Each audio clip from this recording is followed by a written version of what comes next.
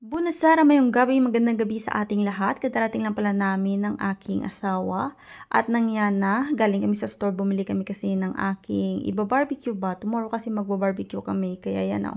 Ginakiyad ko na itong baboy na gagawin kong barbecue. Bale, yung gagawin ko dito is Filipino style barbecue, pero hindi ko makain ito yung aking asawa. So, ako lang yung kakain nito. Kasi yung barbecue nila dito, bale yung nilalagay lang nila, asin, paminta, tsaka paprika.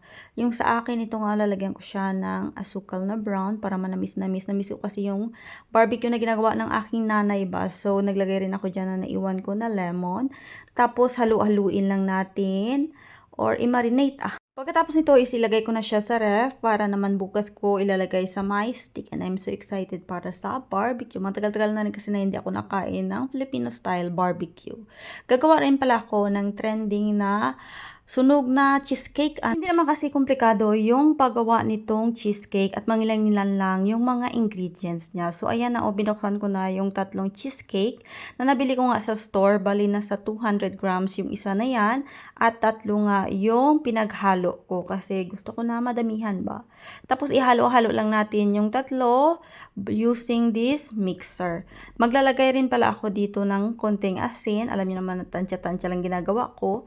Tapos itong 3/4 na asukal, another mix para maghalo-halo yung lahat ng mga ingredients. Naglagay rin pala ako dyan ng 4 na itlog, tapos every time naglalagay kayo ng itlog, isa-isahin nyo, tapos mixer, para mas mag-mix ba siya sa mga ingredients.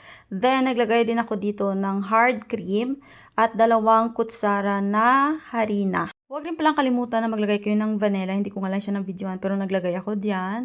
Tapos yan na nga, i-mix lang natin sila ng mabuti.